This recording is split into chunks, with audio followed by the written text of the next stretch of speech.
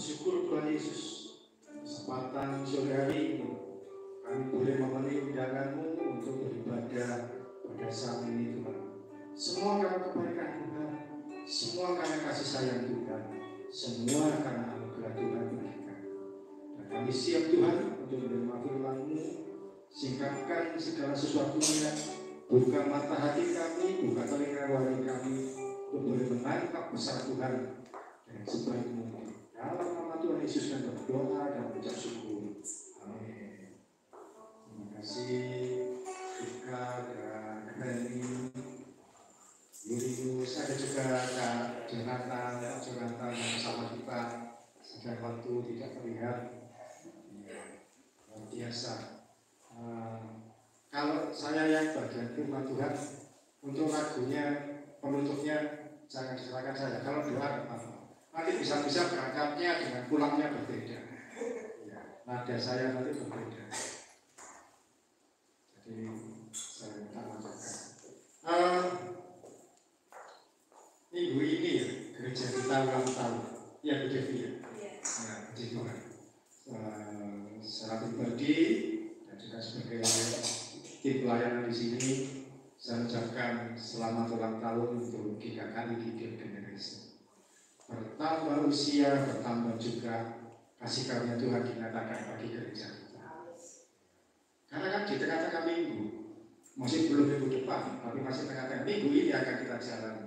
Jadi saya mendahului dan mengucapkan selamat ulang tahun untuk gereja ini, tetap kuat di dalam pembelaan Pak Rizky dan Bu Devi dan kita semua yang melayani di sini tetap dengan setia, kuat iman, lurus jalan, dan kiranya kita semua tetap setia mengikut Tuhan Yesus sampai garis akhir. Berarti ini masuk usia yang ke-4. Iya, 4 tahun di sini. 4 tahun saya di sini 2 tahun. Biasa. Oke. Hari ini saya mau sharing sesuatu. Saya bukan sekedar khotbah, tapi saya mengajar. Dan saya kan guru basicnya. Kalau khotbah nanti lupa. Tapi basic saya dan guru, maka saya mengajar. Saya ajak semua kita belajar firman Tuhan dari Roma 12 ayat 11. Saya sampaikan dengan pelan-pelan. Ini kok belum ini. Roma 12 ayat 11. Saya mau sharing tentang melayani Tuhan. Mungkin sebagian besar yang saya sampaikan sudah pernah saya sampaikan di waktu yang lalu. Saya ulangi lagi.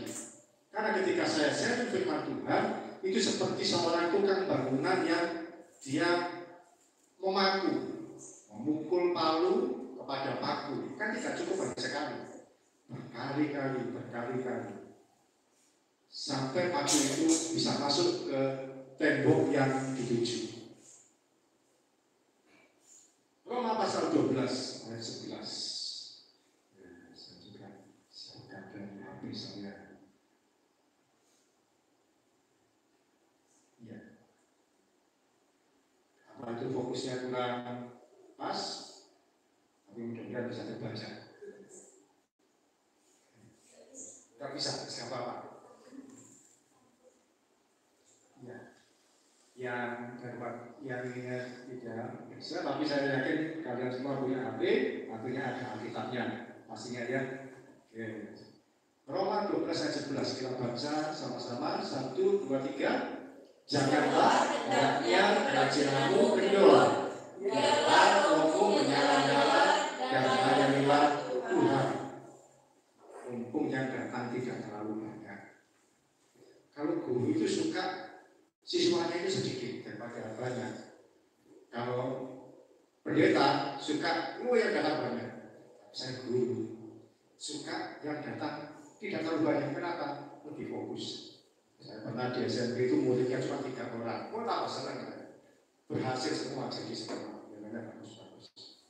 Tapi ketika muridnya banyak 30 orang, 40 orang, ya sekolahnya senang. Tapi mengajarnya jadi menanamkan nilai-nilainya itu lebih ekstra.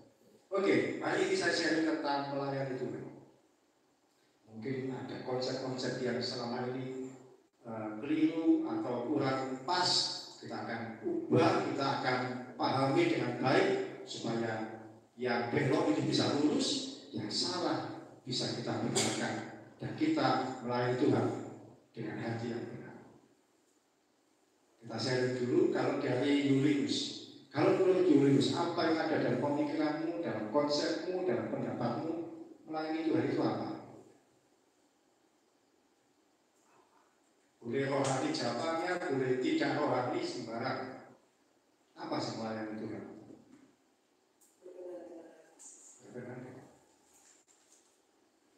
Boleh. Kalau menurut Feli, melayani Tuhan itu apa? Memberikan dirinya untuk dipakai Tuhan. Ya, juga pendapatnya apa melayani Tuhan? Kalau saya melayani Tuhan itu membangun sebuah komunikasi yang intim sama membangun sebuah komunikasi yang intim bersama Tuhan. Itu berdoa. Iya, kan melayani kan sama melayani pekerjaan Tuhan. Jadi kamu komunikasi bukan berdoa. Iya. Menurut aku apa melayani Tuhan? Saya mendekatkan diri kepada Tuhan. Mendekatkan diri kepada Tuhan dan menjauhi larangannya. Mau berpuasa. Anda juga kena apa melayani Tuhan?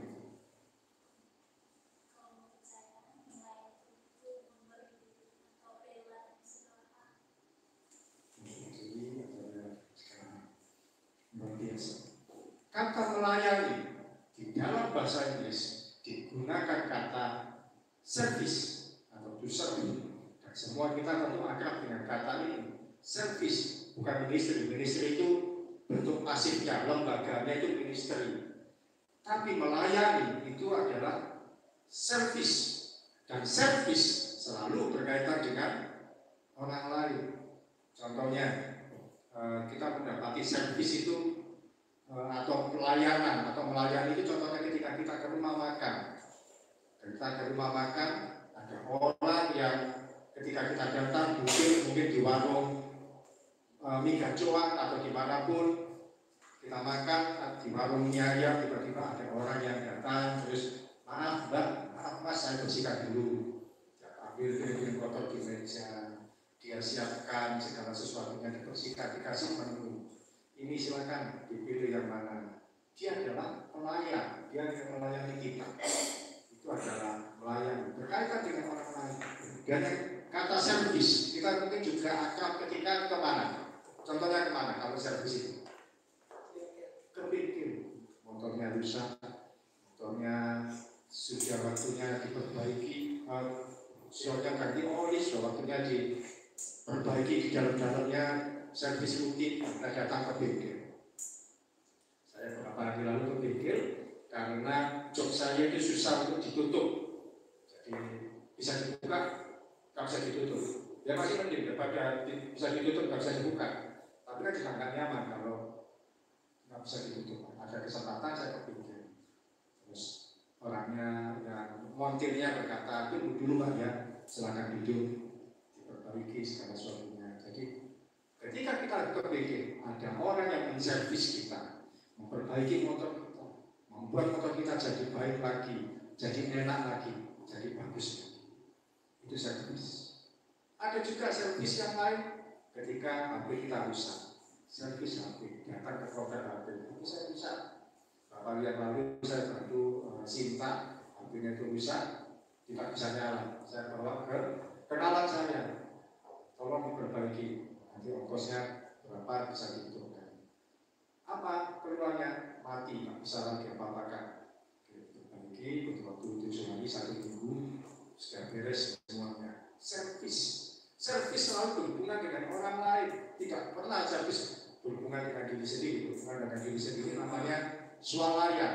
Ketika kita datang ke satu tempat untuk menerima pelayanan, di situ kita sedang diservis, dilayani, diistimewakan, ditanyakan kebutuhan kita, dan diperbaiki segala yang rusak.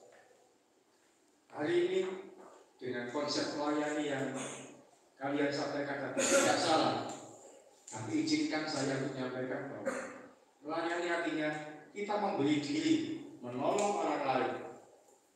Kita memberi diri, menolong orang lain untuk membawa dia mengalami kasih. Sekali lagi, kita ini yang memberi diri, menolong orang lain untuk membawa dia mengalami kasih. namanya servis itu kan berhubungan dengan orang lain.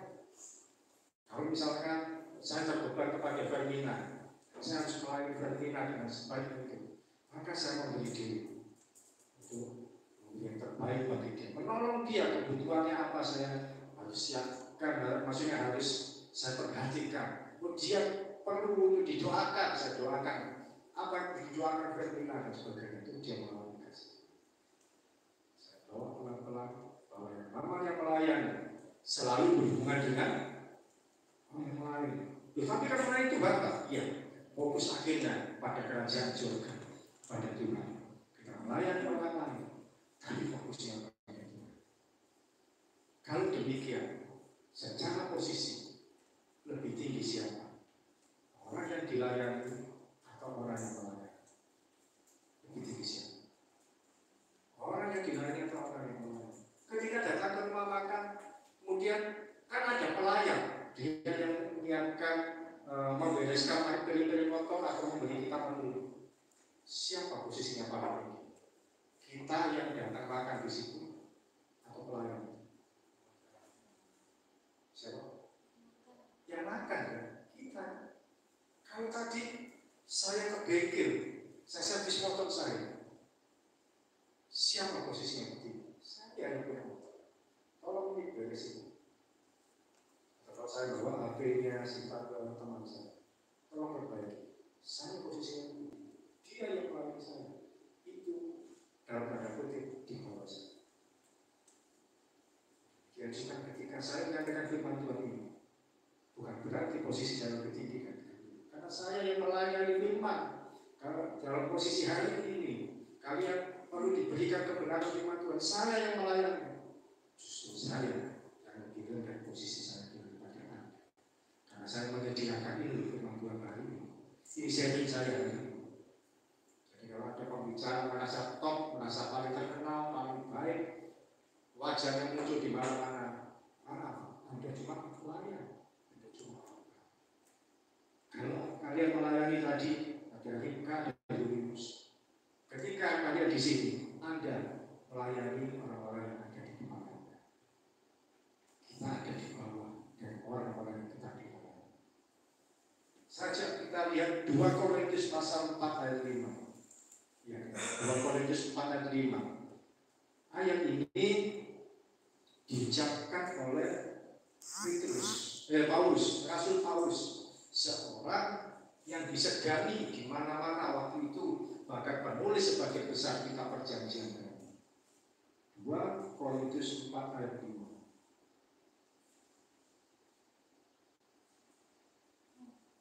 Oke ya, sudah ketemu? Baca sama-sama, 1, 2, 3.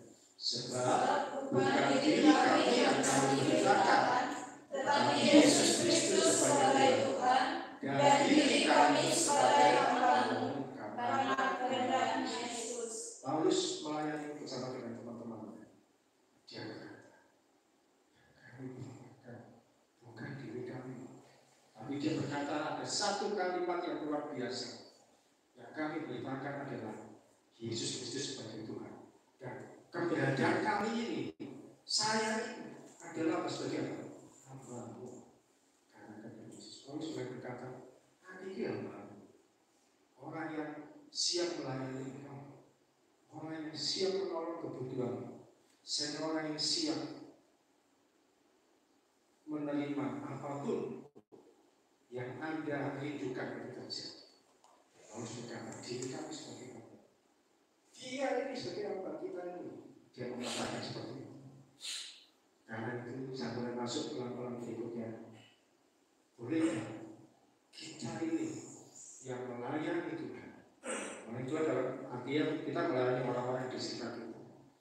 Bolehkah kita yang melayani itu merasa capek, merasa lelah, merasa putus asa, merasa kamu sudah bukan bagian dari saya lagi, kamu tak pecah, kamu gak menurut saya. Misalkan berbilang, nanti orangnya ada di sini kan enak. Saya kasih satu, saya kasih contoh singkat saja. Orang yang pernah kita kenal, tapi sudah nggak jalan untuk di sini. Kalau cinta yang saya layani, saya berikan yang terbaik buat dia, saya kerjakan yang terbaik bagi dia, saya menolong kebutuhannya, saya siapkan apa yang menjadi kerinduan, saya doakan, saya berikan firman Tuhan untuk menguatkan dia dan sebagainya. Tapi dinasihati nggak bisa. Dia nakal, dia wis pokoknya gak urus, dia tahu sembarang mau ngomong apa. Boleh kan kemudian saya berkata, ya sudah, kalau itu mau silakan. Saya tidak mau melayani kamu lagi. Saya sudah lelah, saya sudah capek, silakan pergi. Apalagi misalkan Tuhan tidak, hidupnya kemudian berantakan, tidak sesuai dengan firman Tuhan, kacau semuanya. Gak sesuai dengan yang saya sampaikan, gak boleh. Boleh, saya ini kemudian saya lepaskan kamu dari pelayanan saya lepaskan kamu dari anak saya lepaskan kamu dari komunitas saya dan sebagainya. Boleh. Karena cintanya Tuhan percayakan saya melayani dia, atau saya melayani Fermina, kemudian Fermina ini berontak kepada saya, mengkhianati saya, mengecewakan saya, berbuat yang menusuk saya dari belakang, ngomong ke teman-teman, Pak Oki ternyata dibalik ini baru begini. Dan saya dengar, Fermina ngomong, boleh tak saya ngomong? Mulai sekarang saya tidak mau ngomong Fermina lagi. Buat apa saya melayani kamu? Ternyata di belakang saya ngaku berbuat seperti ini. Saya lepaskan kamu. Saya capek melayani orang seperti kamu. Boleh tidak? Secara manusia bisa kita capek, kita lelah, dan mungkin sampai pada satu titik. Saya lanjutkan. Tapi maaf saya berkata dari sini, kita ada pada posisi seperti itu dan kita melepaskan orang yang kita layani hanya karena emosi kita, hanya karena situasi kita yang terlanjur emosi, kedagingan kita memuncak, kedagingan kita terusik dan berkata, saya tak mau lagi. Maka sebenarnya kita belum benar-benar menjadi pelayan Tuhan. Kita belum benar-benar jadi orang Tuhan. Kita belum benar-benar jadi keset buat orang Tuhan. Karena itu kita jadi keset. Kita jadi seorang yang rela untuk diperlakukan bagaimana. Selama orang ini masih dipercayakan Tuhan. Selama Sinta masih percaya pada saya, atau Permila masih percaya pada saya akan melayani sebaik mungkin. Selama dia masih percaya pada saya sudah jaga. Kamu lelah, kamu capek. Boleh mungkin satu kali nangis, lo gimana ini? Tapi nangis pun dalam doa. Kita jaga terus. Kecuali misalkan Permila, sudah saya tidak lagi pelayanan Tauhid lagi. Saya kerjakan pelayanan sendiri, saya berbeda jalan, berubah, goodbye. Ya sudah. Selama tidak ada pernyataan, Tuhan masih percayakan kepada saya kerjakan sekarang. Atau sebaliknya, Tuhan panggil saya pulang, tidak ada lagi saya di dunia, ya saya berhenti tugas saya. Tapi selama saya masih ada di dunia, dan beban itu masih diberikan pada saya tak boleh melepaskan, tak boleh jatuh. Demikian setiap kita. Hari ini kalau kita memikirkan 1, 2, 3, 4 orang yang, waduh orang-orang ini bandel, didoakan gak beres-beres, gak berubah-berubah, diomongin, telinganya terbang. Hari ini, dengar baik-baik, ini bagian dari proses kita melayani Tuhan.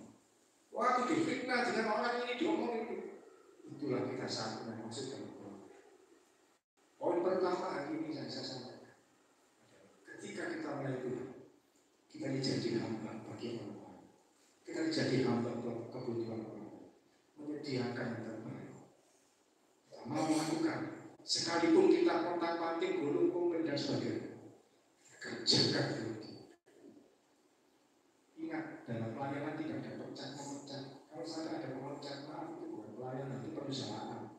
Itu bos yang cuma gaji orang. Saja saya mendengar di gereja-gereja besar, nomor Tuhan memecat anak buahnya dalam pelayanan dan sebagainya. Karena memang di sana digaji, gajinya besar-besar banyak, sehingga orang yang menggaji ini kembali dengan berhak untuk memecat. Kamu gak cocok, keluar. Ada yang kembali pada hati. Tidak ada yang namanya pelayanan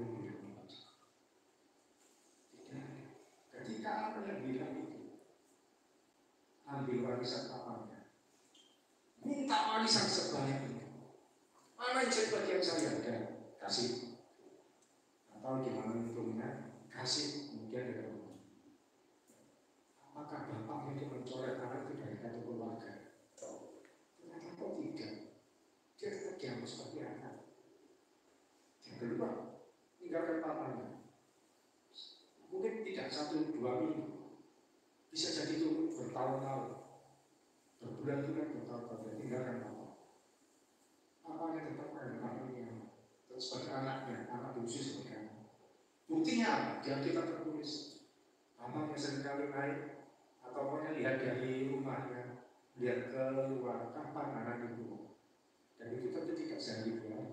Setiap kali mungkin sudah selesai bekerja, sore hari dia lihat dari rumahnya, lihat bekerja, kapan anak itu. Sampai hari itu terjadi.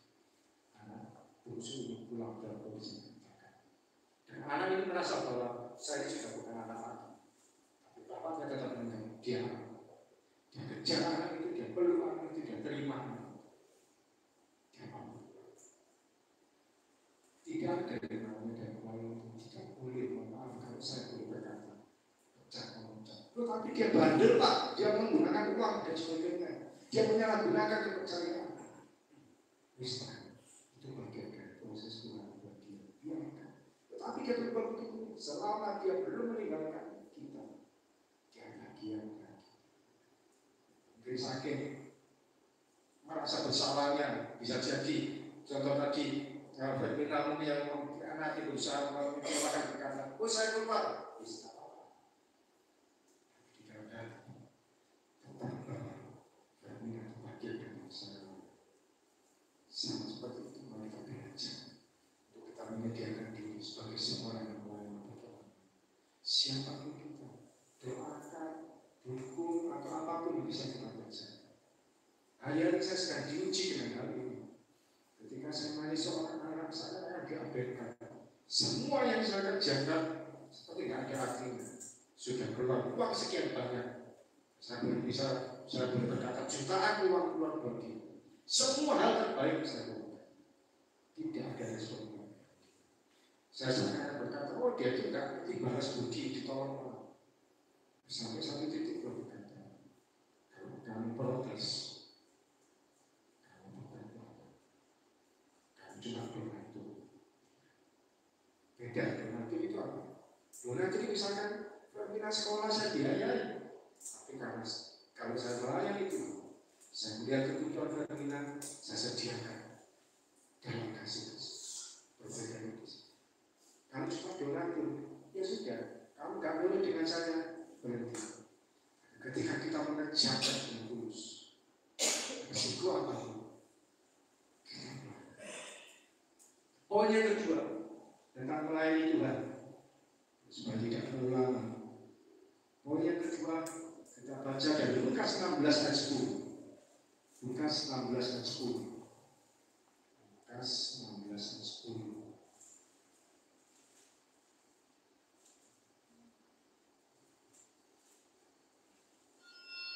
Oke, sudah ketemu ya. Mari kita baca Lukas 16 ayat 10. 1, 2, 3. Barang siapa setia dalam perkara-perkara kecil, ia setia juga dalam perkara-perkara besar. Dan barang siapa tidak benar dalam perkara-perkara kecil, ia tidak benar juga dalam perkara-perkara besar. Poin yang kedua adalah mari kita melayani dengan setia, dengan kesungguhan hati. Setia itu apa sih? Setia bukan sekedar bahwa Anda datang di sini setiap minggu, Anda diberi beban tugas melayani, Anda mengerjakan. Itu bukan setia. Itu ya memang setia, tapi levelnya masih belum seberapa. Setia adalah ketika Anda melayani, mengerjakan bagian yang sebenarnya bukan tugas Anda, tapi Anda mengerjakan dengan sukacita. Ketika SMP, saya mulai belajar kesaksian. Bersuatu 1-2 kali, minggu kedua dan sebagainya. Berikutnya, minggu ketiga saya dikasih jadwal untuk apa? Oke, kamu tugas minggu berikutnya, saya kira dikasih kesaksian lagi. Ternyata apa? Kayak minggu Sabtu berikutnya beres-beres kerja karena ada kerja komunikasi. Ya sudah saya kerjakan. Ini kan sesuai dengan bagian saya. tidak sungguh-sungguh saya bereskan meja sama teman-teman yang lain, gelar tikar dengan kakak kelas saya, karena waktu itu aktif hanya saya. Teman-teman saya yang sama-sama satu angkatan, mereka lebih memilih untuk menunggu. Bisa kerjakan beres-beres meja, kursi, bangku, terus. Karena setiap akhir bulan di SMP kami doanya pakai perjamuan kasih dan gelar tikar. Pulangnya juga gitu, paling akhir ikut Natal tikar lagi di guru. Gak sesuai dengan talenta saya itu ingin ngomong, kesaksian. Dan Tuhan memproses saya. Ayo, kalau cuma tampil di depan terus, kamu tidak akan terbentuk. Daud ketika sudah diurapi jadi raja, apakah dia langsung jadi raja? Ternyata kita tidak berkata begitu. Apa yang dia kerjakan? Mengembalakan domba. Bahkan ada yang bilang dombanya cuma 2-3 ekor. Mestinya dia berkata, tapi ini raja, sudah diurapi Nabi Samuel, Nabi yang paling karismatik, Nabi yang paling berwibawa, Nabi yang paling ditakuti, dihormati. Tapi kok kan lagi sudah jadi raja? Itu sekian belas tahun, dia masih mengembangkan. Terus kemudian mengalahkan Goliat, itu pun juga enggak, hidupnya juga enggak aman-aman saja, harus lari ke sana. Yusuf dinubuati bahwa bulan bintang tunduk kepada dia. Tapi orang terjadi, dia dibuang ke sumur, kemudian jadi pembantu, kemudian dipenjarakan. Mana?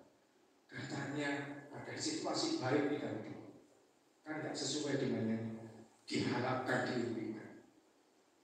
Hari ini dengan baik-baik, kalau kalian kita semua mengalami sesuatu, mengerjakan sesuatu yang tidak sesuai dengan seakan-akan tidak sesuai dengan panggilan, kerjakan dengan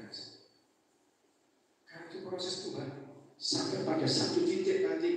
Sebelum sampai ke titik itu, kamu harus mengalami proses, mengalami situasi yang tidak menyenangkan, yang tidak enak, yang tidak sesuai. Aku mengerjakan ini sih, ini bukan talenta aku. Ini kan talenta aku di pelayanan, khotbah, di mimbar atau memimpin usia. Kenapa aku mengerjakan yang ini? Robek hatimu, bukan pakaian yang firman Tuhan diketahui orang. Kita belajar merendahkan hati, merendahkan diri dari Allah. Saya ingat ketika pelayanan dengan Pak Rizky 20 tahun yang lalu kita pelayanan di jalan. Saya merasa, saya ini waktu itu masih muda, ego saya banyak. Saya itu dipakai jadi ketua doa, memimpin anak-anak, memimpin ujian, firman Tuhan saya sampaikan. Aku harus turun ke jalan. Nemui pengemis-pengemis gelandangan, kadang-kadang berkata dengan anak-anak Pak, ini bukan talenta saya, ini bukan panggilan saya Tuhan. Gak tahu saya ketemu mereka. Tapi pelan-pelan Tuhan proses. Saya sudah ketemu dengan orang-orang, gelandangan pemulung, saya ajak mereka bicara, saya ajak ngobrol, saya ajak mendoakan. Kalau Pak Rizky kan itu bagian anak-anak Pak, saya dengarkan keluh kesah mereka. Itu 2002 atau 2003. Sekian tahun kemudian, karena saya bersedia mendengarkan apa yang mereka sampaikan. Begitu banyak orang yang dalam bermasalah di hati mereka sering pada saya sudah terbiasa. Karena saya memikirkan kelima. Mungkin aku rasa di tempat ini saya kok gak menyenangkan mengalami ini, kerjakan ini bukan panggilan saya. Tuhan gak butuh orang yang diproses, yang hanya mengerjakan sesuatu dengan instan. Semua ada proses, semua ada waktu. Dan Daud ketika sekian waktu dia diproses, lari di padang gurun ke sana kemari. Pada akhirnya ketika Saul mati, orang-orang Israel berkata, kamu yang berikutnya cocok jadi raja. Sudah terbukti. Dan tidak ada lagi yang meragukan. Ketika kita bertahan dalam proses yang Tuhan percayakan, percayalah Tuhan akan kita untuk mengalami sesuatu yang istimewa. Tuhan akan angkat kita untuk mengalami bagian istimewa. Kerjakan prosesmu sekarang. Kerjakan proses yang kita hadapi hari ini. Tanpa banyak berkeluh kesah, tanpa banyak bersungguh-sungguh. Kerjakan prosesmu dengan kuat. Sekalipun rontok di hati, terus kerjakan. Di situ sampai hatimu hancur, berantakan, berkepit-kepit. Tuhan yang akan meredamkan kembali. Dan satu kali mengalami ngerti, nengok ke belakang. Oh iya, puji Tuhan, saya mengalami diri seperti ini. Kalau tidak, saya akan seperti ini. Karena satu kali dunia pelayanan itu nggak seperti ini aja. Ini ya, hanya yang kita hadapi hari ini. Tapi ketika kita melayani Tuhan, kita bertemu dengan orang-orang dan permasalahan yang banyak. Dan bagaimana kita menghadapi kalau kita nggak pernah mengalami kerasnya kehidupan. Hidup ini keras. Coba bagaimana kalian disambati orang, disayang orang. Mbak, beras sekarang naik, gimana ini? Gimana menghadapi situasi, beras naik, bayar sekolah, cicilan belum terselesaikan dan sebagainya. Kalau kita cuma terampil minum ujian di sini, nggak pernah kita menghadapi kerasan kehidupan ini. Bagaimana kita bisa menjadi terang dekat bagi orang? Tuhan tahu kalian di tempat masing-masing yang begitu keras dan menyenangkan untuk memproses semua kita. Satu kali jadi kita mengalami bagian-bagian yang istimewa, bagian-bagian yang tidak terduga, bagian-bagian yang dulu kita impikan. Satu kali Tuhan bawa kita dengan kaki yang sudah kuat melangkah, bukan lagi kaki yang terjatuh-jatuh, itu sudah kuat. Sebab Tuhan tahu orang ini cocok tadi, orang ini bisa diproses. Kelihatannya dia tak kuat, tapi ini bagus buat dia. Sampai satu kali kalian berdiri dengan teguh, dengan kaki kuat, dan siap untuk melangkah. Berkata, terima kasih. Ketika 2020 ada COVID di mana-mana, ya tentu kita tidak menyenangkan situasi ini. Tapi saya juga tidak bukan orang yang menginginkan mengalami, tapi satu kali ketika Tuhan izinkan saya mengalami. Jangan COVID selama 12 tahun, bahkan saya 2 kali mengalami COVID, 2020 dan 2020. Ketika saya mengalami COVID, akhirnya saya ngerti, oh iya, begini rasanya mengalami COVID dan juga kumpul dengan orang-orang yang sesama COVID, bahkan juga lihat sendiri di depan mata orang mati karena COVID, bahkan bukan cuma itu, tidur di sebelahnya orang yang mati dan sebagainya. Jadi ketika ada orang yang share tentang COVID, saya bukan lagi cuma kata orang, saya sudah mengalami. Ketika dia cerita, saya bisa sampaikan solusinya bagaimana. Memang mendoakan, tapi juga ini obatnya, ini harus dikerjakan, ini yang harus dilakukan. Percaya Tuhan Yesus memberi kesembuhan. Bahwa setiap kali, setiap kita ada dalam kerasnya kehidupan, proses hidup kita, satu kali jadi seorang yang berkata. Saya dari dulu juga ingin Tuhan melayani supaya jadi berkat bagi banyak orang. Tapi Tuhan bentuk saya proses satu persatu, dikecewakan, ditolak dan sebagainya. Kemudian saya membuka orang sendiri terus. Kalau sekarang Tuhan izinkan saya kemarin di beberapa, saya bukan lagi seorang yang kagetan atau instan, tapi saya bersyukur Tuhan sudah bentuk saya. Waktunya tidak singkat, tidak sedikit. Bukan benar. Poin ketiga yang terakhir. Yang pertama tadi bahwa kita melayani itu kita sebagai hamba dari orang yang melayani. Yang kedua, ketika kita mengerjakan dengan ketulusan, kerjakan dengan kesetiaan, kerjakan bagianmu dengan setia. Gak usah ngomel, gak usah cerewet, gak usah banyak protes. Kerjakan saja dengan setia. Dan yang ketiga, yang terakhir, melayani itu penuh dengan pengorbanan. Ayatnya di Markus 10 ayat 45. Markus pasal 10 ayat 45. Markus 10 ayat 45. Kita baca sama-sama. Markus 10 ayat 45. 1, 2, 3. Karena anak manusia juga datang bukan untuk dilayani, melainkan untuk melayani dan untuk menjadi perusahaan. Tuhan Yesus berkata, aku datang bukan untuk dilayani, tapi melayani, bukan cuma melayani. Aku datang pusat bagaimana? Beranikah kita berkata, aku ini mau jadi terpusat bagaimana? Bukan berarti kalau Yulius berkata seperti itu, Yulius siap disalib. Tidak. Tentu tidak disalib lagi secara fisik. Setiap kita relakan bersedia menjadi terpusat bagi banyak orang. Jadi pribadi yang mengorbankan diri bagi orang lain karena kita mau itu. Artinya apa? Melayani itu perlu pengorbanan. Melayani Tuhan itu sakit. Melayani Tuhan itu tidak untuk cari popularitas. Kalau ketika kita melayani Tuhan masih belum mengalami situasi yang sakit, berarti kita hanya sekedar takut di panggung, bukan melayani Tuhan. Kalau kita melayani Tuhan belum sampai mengeluarkan air mata, maaf, Anda belum melayani. Kalau melayani Tuhan belum sampai keluar uang, Anda belum melayani. Kalau melayani Tuhan belum korban perasaan, belum korban harga diri,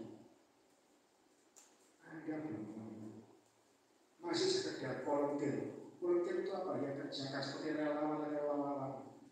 Tapi ketika melayani, kita menjadi diri kita terpusat dari mana.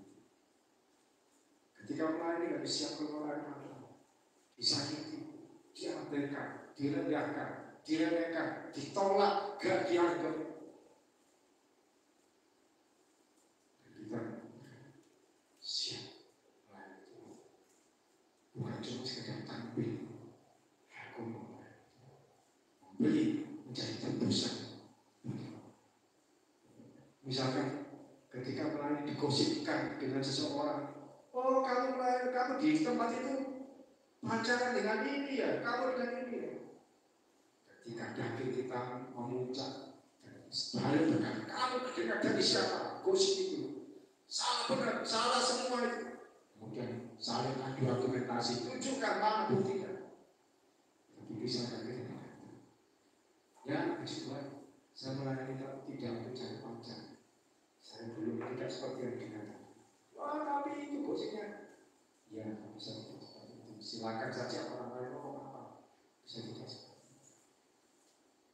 Melayani itu siap berproses, siap berperan harga diri.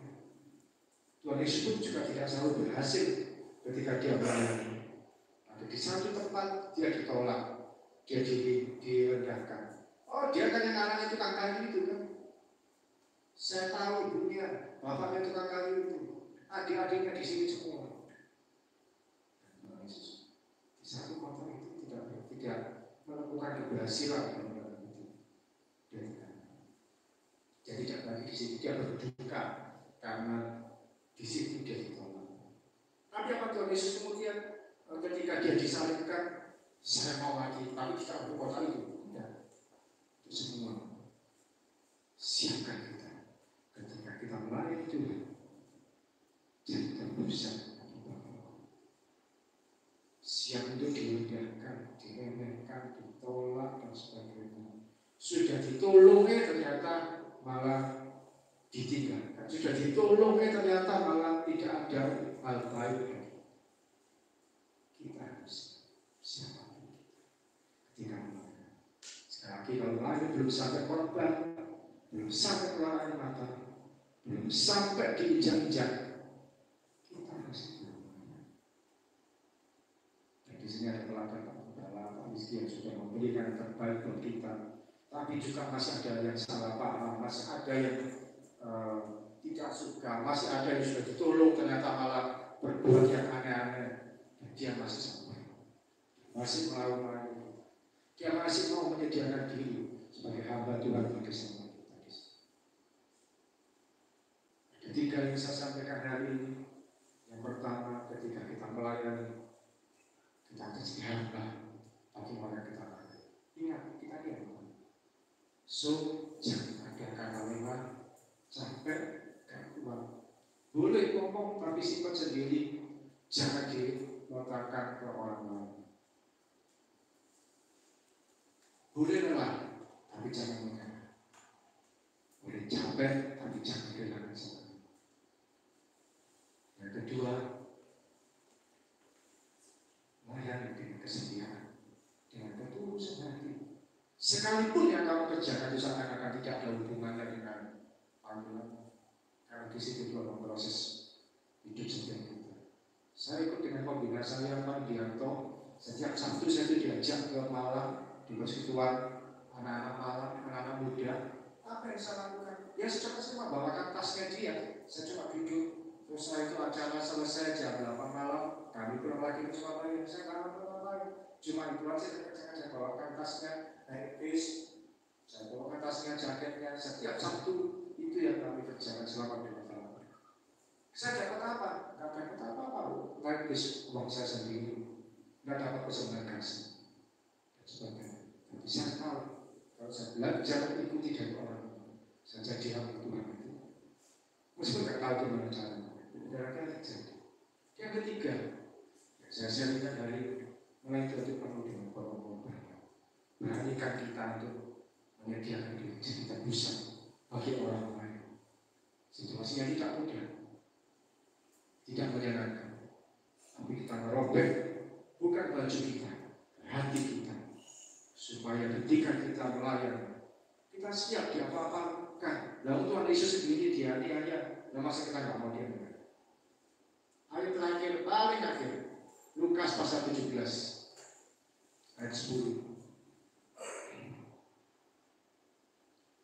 Jangan bayangkan ketika nanti kita ada di surga, kemudian kita datang pada Tuhan. Saya yang paling siap Tuhan, saya karena saya melayani Tuhan di bumi, saya siap terima mahkota Tuhan. Oh, saya yang paling layak Tuhan. Saya ini hamba Tuhan yang berkhotbah di GKKI Gideon setiap sebulan sekali. Saya baik dari Fatina, dari Yulius Tuhan dan sebagainya. Tidak.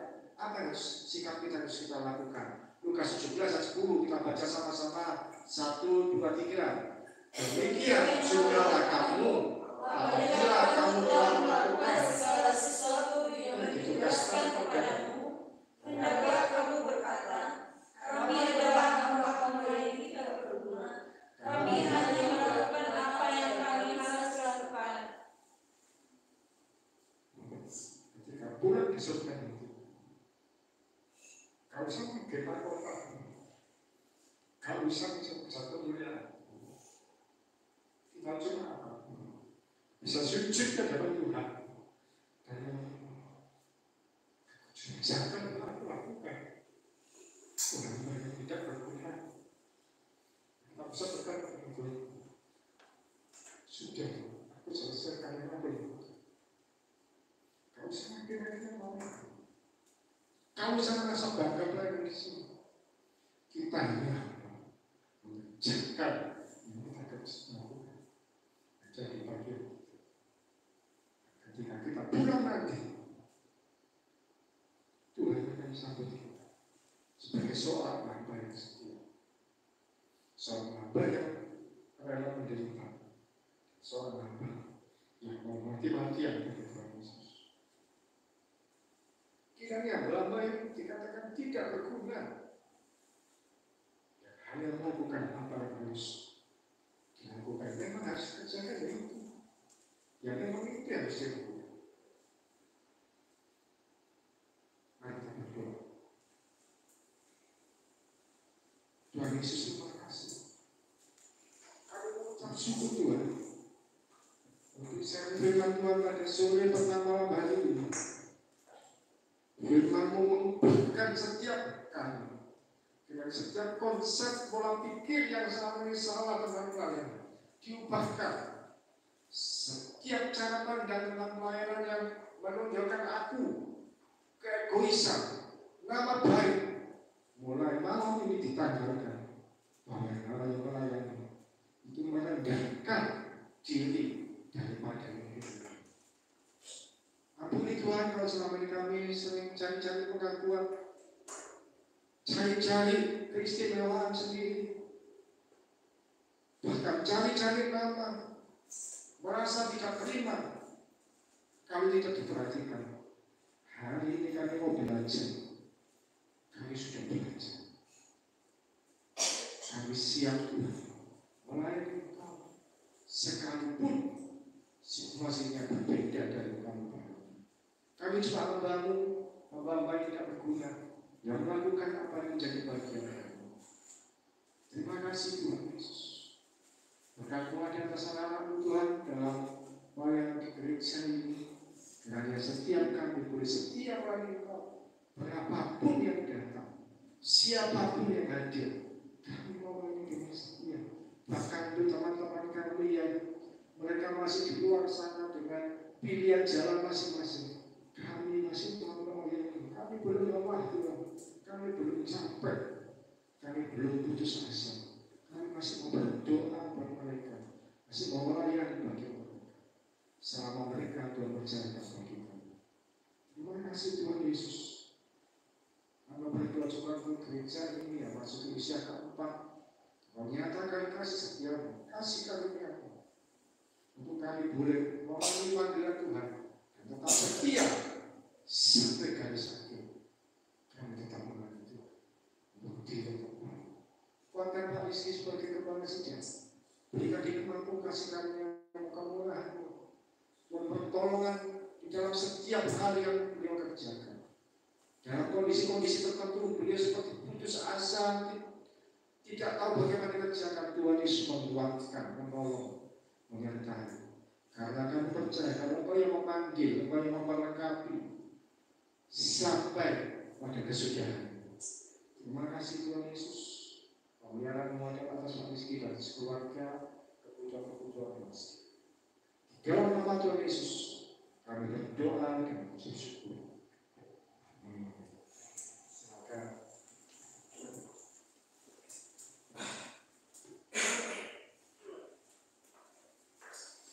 Oke, terima kasih Pak. Firman-Nya luar biasa, saudara.